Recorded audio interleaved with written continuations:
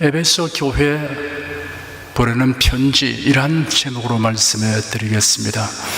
예수 그리스도의 12제자 중의 하나인 사도 요한은 로마 황제의 기독교 박해로 인하여 노년에 밤모섬에 유배당했습니다. 밤모섬에서 어느 주일에 요한이 성령의 감동을 받고 그의 뒤에서 울려오는 나팔소리 같은 큰 음성을 들었습니다. 요한이 몸을 돌이켜 보았더니 7 금촛대가 있고 그 촛대 사이에 인자 같은 이가 계셨습니다. 그분은 발에까지 끌리는 옷을 입고 가슴에 금띠를 띠고 있었습니다. 그 머리와 머리털은 양털같이 또는 눈같이 희고 눈은 불꽃 같고 발은 풀무불에 연단된 빛난 노새 같았으며 음성은 큰 물소리 같았습니다. 그 오른손에 7 별이 있고 그 입에서 좌우에 날선 금이 나오고 그 얼굴은 해가 힘있게 비치는 것 같았습니다. 요한이 그분을 볼 때 그 발 앞에 엎드려서 죽은 자같이 되었습니다. 그러자 그분이 요한에게 오른손을 얹으시고 말씀하셨습니다. 두려워 말라. 나는 처음이요 나중이라 곧 산 자라. 내가 전에 죽었었노라. 볼지어다 이제 세세토록 살아있어 사망과 음보의 열쇠를 가지노니 그러므로 네 본 것과 이제 있는 일과 장차 될 일을 기록하라. 네 본 것은 내 오른손에 7 별의 비밀과 7 금촛대라. 7 별은 7 교회의 사자요 7 촛대는 7 교회니라 하였습니다. 사도 요한에게 이처럼 장엄한 모습으로 오셔서 말씀하신 그분은 의심할 여지 없이 주 예수 그리스도이십니다. 주님께서 사도 요한에게 너 보는 것을 책에 써서 에베소, 스무나, 버가모, 두아디라, 사대, 필라델피아, 라오디게아 7 교회에 보내라 하셨습니다. 이 7 교회는 사도 요한 당시에 있었던 교회들이었습니다. 이 7 교회는 세상 끝날까지 모든 교회와 성도들의 전형이 될 만한 장단점을 가지고 있었습니다. 그러므로 7 교회를 향한 주님의 말씀은 역사상 모든 교회와 성도들의 신앙 상태를 진단하고 바르게 지도해 갈 수 있는 지침서입니다. 오늘부터 저는 여러분과 함께 7 교회에 대하여 주께서 말씀하신 칭찬과 격려, 책망과 경고 그리고 권면과 약속들을 상고함으로 귀중한 교훈을 얻고 이를 거울과 경계로 삼고자 합니다. 오늘은 에베소 교회에 편지한 내용이 기록된 본문 말씀을 상고하겠습니다. 먼저 에베소 교회의 위치와 역사적 배경과 사회적 형편을 살펴보겠습니다. 당시 에베소는 소아시아 지방의 최대 도시로서 정치, 경제, 교통, 문화의 중심지 역할을 하였습니다. 소아시아에서 가장 큰 항구가 있었고 여러 지방으로 통하는 도로가 열려 있었습니다. 에베소는 아시아의 관문이었고 로마로 가는 관문이기도 했습니다. 이러한 지리적 조건 때문에 아시아에서 가장 부유한 대도시가 되었습니다. 끊임없이 사람과 상품이 흘러들어오고 나갔습니다. 유브라테스에서 라오디게아를 경유하여 에베소까지 이르면서 동방의 산물이 종착하는 곳이었습니다. 고대의 지리가였던 스트라보는 에베소를 가리켜 아시아의 시장이라고 불렀습니다. 에베소는 정치적으로 특별한 특권이 부여된 도시였습니다. 로마 제국 안에 몇 개 안 되는 자유도시 가운데 하나였습니다. 그것은 로마 제국에 대한 충성과 봉사가 인정되어 수여된 명예였습니다. 자유도시는 그 도시의 경계 안에서는 자치가 인정되고 로마 군대가 상시 주둔하는 일 없이 순회 재판하는 도시로서 로마의 지방 장관이 정기적으로 관할 지역을 순회할 때 중대 사건을 판결하였습니다. 에베소는 종교적으로 아데메 신 숭배의 중심지였습니다. 아데메 신의 은상을 제작하는 은장석들이 장사의 예를 올렸습니다. 미신이 만연한 곳으로 이름났으며 타인에게 해로움과 위험을 초래하려고 하는 흑색 마술이 널리 횡행하였습니다. 그리고 황제 숭배가 행해지던 곳입니다. 에베소의 인구는 6개의 혼합된 인종으로 이루어졌습니다. 범죄자들이 많고 신전에서의 부도덕은 에베소를 악의 소굴이 되게 하였습니다. 고대 철학자 중 하나인 헤라클레투스는 누구든지 에베소에 사는 사람은 어디서도 볼 수 없는 부도덕에 울지 않을 수 없다고 하였습니다. 이처럼 여러 가지로 복음 전파에 불리한 조건을 갖춘 도시였지만 사실은 이 에베소에서 기독교가 빛나는 승리를 거두었습니다. 바울은 다른 어느 도시보다 에베소에 오래 머물렀습니다. 바울이 디모데와 인연을 맺은 곳이기도 합니다. 바울이 브리스길라와 아굴라 부부를 만나게 된 곳도 에베소입니다. 사도 바울은 에베소 교회 장로들과 매우 친밀하였습니다. 에베소 교회는 훌륭한 목회자들을 많이 모셨던 교회였습니다. 아볼로, 바울, 디모데가 차례로 목회했습니다. 또한 사도 요한도 이 교회에서 잠시 목회하였으며 밤모섬에서의 유배 생활에서 풀려난 후 다시금 이곳 에베소로 돌아온 것으로 전해지고 있습니다. 예수께서 요한에게 자신을 오른손에 7별을 붙잡고 7 금초대 사이에 다니시는 이라고 말씀하셨습니다. 7별은 7 교회의 사자요 7 초대는 7 교회라고 1장 20절에서 설명이 되었습니다. 예수님은 하늘 보좌에 계십니다. 그러나 놀랍게도 성령에 의하여 교회 가운데 계십니다. 예수께서 제 아들에게 내가 아버지께 구하겠으니 그가 또 다른 보혜사를 너에게 주사 영원토록 너희와 함께 있게 하시니 저는 진리의 영이라 세상은 능히 저를 받지 못하나니 이는 저를 보지도 못하고 알지도 못함이라. 그러나 너희는 저를 아나니 저는 너희와 함께 거하시며 또 너희 속에 계시겠음이라. 내가 너희를 고아와 같이 버리지 아니하고 너희에게로 오리라 라고 말씀하셨습니다. 우리 죄를 대속하시려고 십자가에 못 박혀 죽었으며 부활하신 예수께서 승천하시기 전에 제 아들에게 볼지어다 내가 세상 끝날까지 너희와 항상 함께 있으리라 라고 약속하셨습니다. 이런 성령 강림을 두고 하신 말씀입니다. 오순절날 성령 강림으로 인하여 저희들은 예수님이 항상 함께 있으리라는 약속이 실현된 것을 실감하게 되었습니다.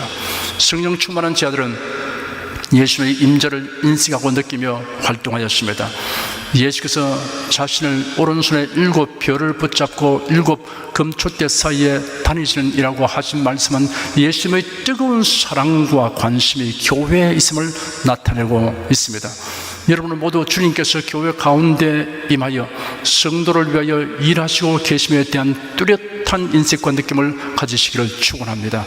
예수님은 내가 네 행위와 수고와 내 인내를 알고 또 악한 자들을 용납지 아니한 것과 자칭 사도라 하되 아닌 자들을 시험하여 그 거짓된 것을 네가 드러낸 것과 또 네가 참고 내 이름을 위하여 견디고 게으르지 아니한 것을 아노라라고 에베소 교회에 대하여 칭찬하셨습니다.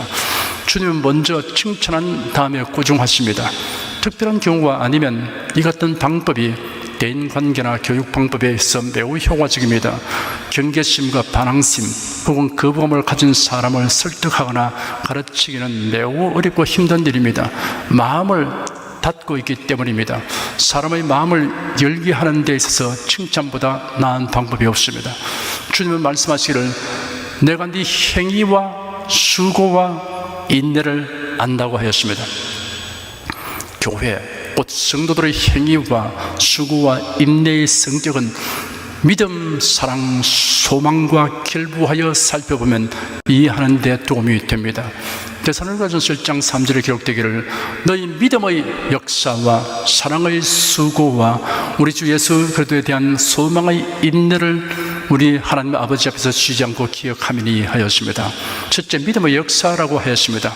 역사라고 번역된 원어가 야고보서 2장에는 행함이라고 번역되었습니다. 네가 보거니와 믿음이 그의 행함과 함께 일하고 행함으로 믿음이 온전케 되었느니라. 이에 경에 이른바 아브라함이 하나님을 믿으니 이것을 의로 여기시다는 말씀에 응하였고 그는 하나님의 벗이라 칭을 받았나니 이로 보건대 사람이 행함으로 의롭다 하심을 받고 믿음으로만 아니니라. 또 이와 같이 기생 라합이 사자를 접대하여 다른 길로 나가게 할 때 행함으로 의롭다 하심을 받은 것이 아니냐. 영혼 없는 몸이 죽은 것 같이 행함이 없는 믿음은 죽은 것이라 라고 기록되었습니다. 두 사람의 예를 들었습니다. 먼저 아브라함에 대하여 언급했습니다. 로마서에는 아브라함을 믿는 모든 자의 조상이라고 하였습니다. 아브라함의 생애를 살펴보면 하나님을 향한 아브라함의 믿음은 다만 관념상의 믿음이 아니라 행함이 함께하는 것이었습니다. 아브라함은 네 본토 친척 아비 집을 떠나 내가 네게 지시할 곳으로 가라는 하나님의 말씀을 듣고 머뭇거림 없이 떠났습니다. 갈 바를 알지 못하였으나 하나님의 인도하신 손길을 믿고 고향을 떠났습니다. 다음은 기생 라합에 대하여 언급했습니다. 기생 라합은 주막을 경영하면서 드나드는 사람들을 통하여 이스라엘 자손들과 그들이 섬기는 여호와 하나님에 대한 소문을 들었습니다. 마침내 라합은 가나안 족속들이 섬기는 신은 우상이고 여호와는 상천하지의 하나님이시며 전능하시고 언약을 반드시 이루신다는 것을 깨닫게 되었습니다. 동시에 믿음을 갖게 되었습니다. 당시에 여호수아가 이끄는 이스라엘 백성들이 가나안 땅을 점령하려고 요단강 건너편까지 왔기 때문에 여리고 성의 왕이 경계령을 내린 상태였습니다. 낯선 사람을 발견하면 즉시 신고하라는 명령입니다. 그런데 뜻밖의 이스라엘 정탐꾼 2명이 라합의 주막에 묵으러 왔습니다. 낯선 외지 사람이 라합의 주막으로 갔다는 보고를 접한 왕이 이들을 체포하도록 군사들을 보내었습니다. 라합은 심히 어려운 결정을 내려야 하는 상황에 처하였습니다. 라합은 참되신 하나님 여호와를 믿고 정탐꾼들을 보호하기로 결단했습니다. 그래야 그의 집에 들이닥친 군사들에게 그 사람들이 방금 성 밖으로 나갔으니 속히 뒤쫓아가면 잡을 것이라고 말하여 재치 있게 따돌렸습니다.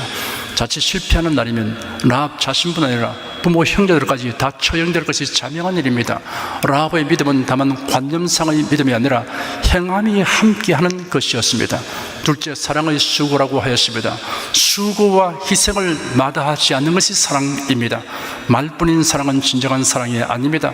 로마서 16장 12절을 보면 주 안에서 수고한 드루베나와 드루보사에게 문안하라. 주 안에서 많이 수고하고 사랑하는 보스에게 문안하라고 기록되었습니다.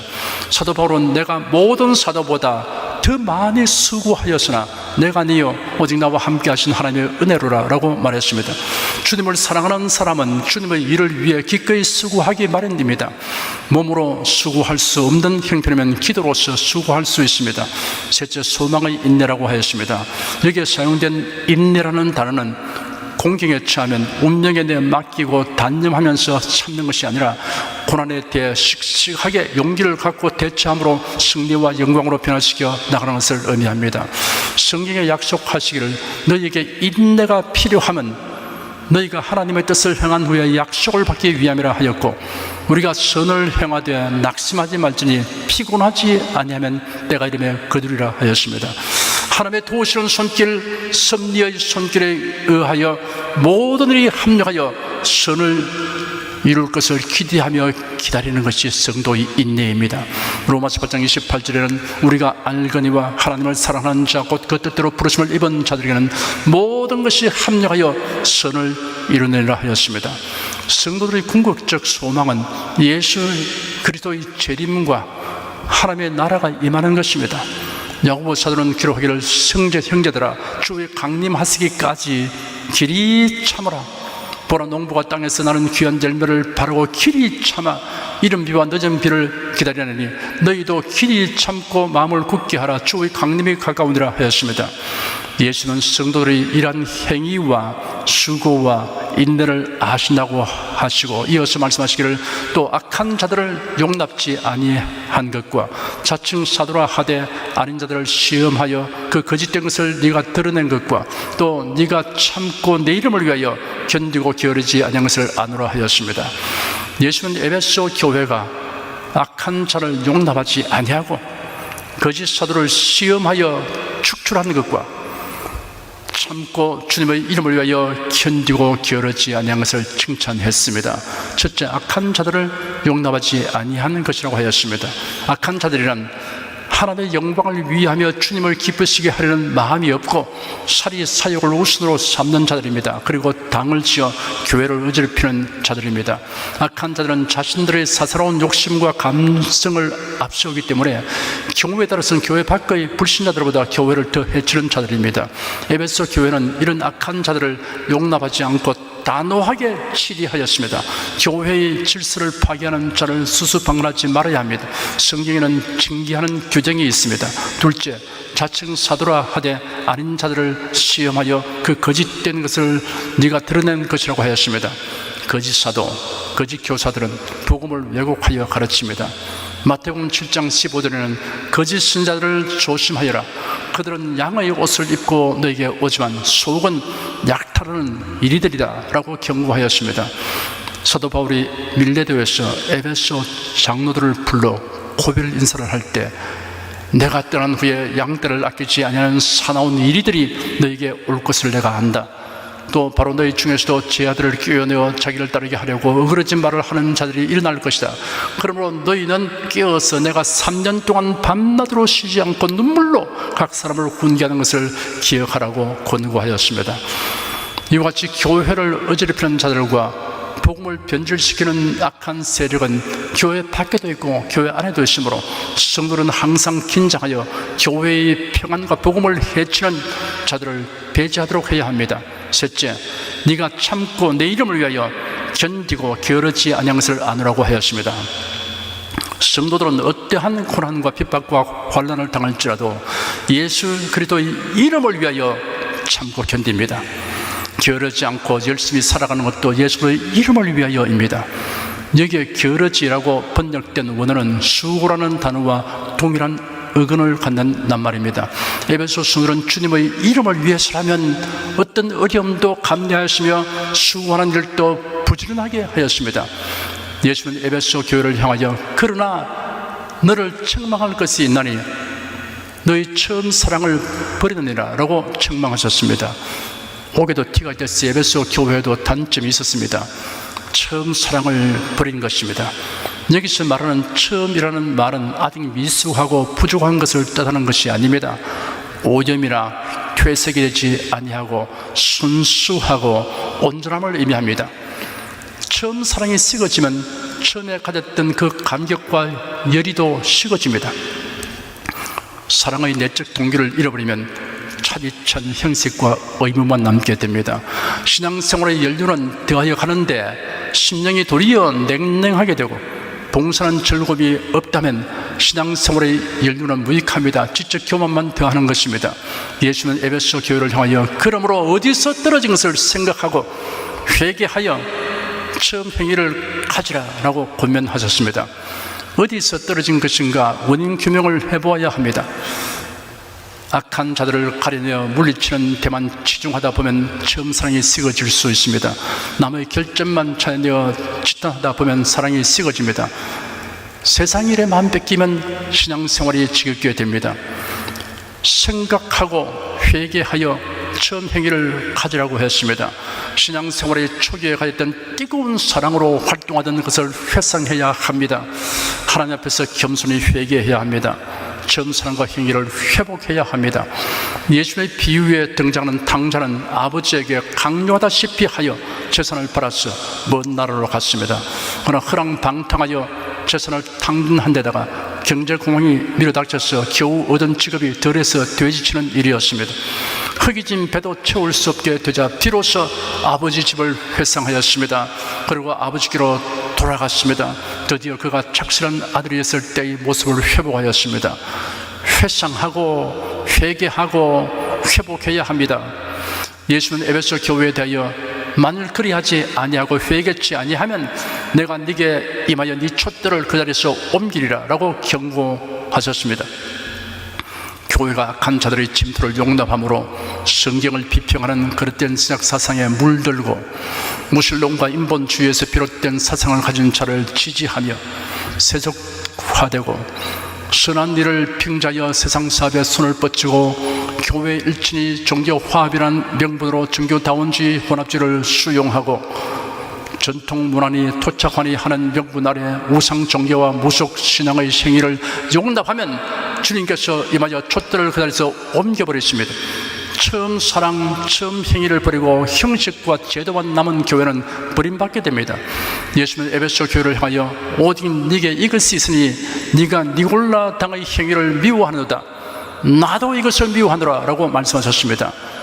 니골라 당의 기원은 확실치 않으나 초대교회 7 집사 중의 하나인 니골라 집사가 헬라 철학 사상을 받아들여 복음을 혼잡하게 하였는데 이러한 니골라를 따르는 무리와 그들의 주장을 말한다는 학설이 있으나 확실치 않습니다. 그래서 일단의 학자들은 상징적 기원서를 말합니다. 니콜라오스는 백성을 이김이라는 뜻이며 발람에 해당하는 히브리어 역시 백성을 삼킴이라는 뜻을 가진 말입니다. 그리고 니골라 당의 가르침이 발람의 가르침과 유사하므로 그 당파에 발람의 헬라식 이름인 니골라가 붙여졌다는 것입니다. 여하튼 니골라 당 사람들은 영은 선하고 육은 악한 것이다. 그리고 육으로 무슨 일을 하든 문제되지 않는다. 은혜로 인해 율법과 계명은 무용지물이다. 그래도 이는 은혜로 보호되기 때문에 무엇을 하는지 문제되지 않는다라고 주장하였습니다. 이 사람들은 그리스도로 말미암는 자유에 대하여 왜곡하고 있는 것입니다. 니골라 당 사람들은 은혜의 복음을 자기들의 필리한 대로 바꾸어 놓았습니다. 사도 바울은 형제들아 너희가 자유를 위하여 부르심을 받았으나 다만 그 자유를 육체를 위한 기회로 삼지 말라고 권고하였습니다. 예수는 귀 있는 자는 성령이 교회들에게 하시는 말씀을 들을지어다. 이기는 그에게는 내가 하나님의 나군에 있는 생명나무의 과실을 주어 먹게 하리라 라고 약속하셨습니다. 이 시간들은 말씀대로 살아가는 사람은 이기는 자입니다. 이기는 자에게는 하나님의 나군과 생명나무 과실이 약속되어 있습니다. 나군은 궁극적으로 성도들이 그리스도와 함께 있게 될 하나님의 나라입니다. 생명나무의 실과는 죽음과 고통이 없는 영생을 의미합니다. 지금 이 설교를 들으신 여러분은 성령이 교회들에게 하시는 말씀을 듣고 에베소 교회가 칭찬받은 특성을 지니며 처음 사랑의 열정과 감격을 가지고 주를 섬겨서 하나님의 나라에서 영원한 삶을 누리게 되기를 축원합니다.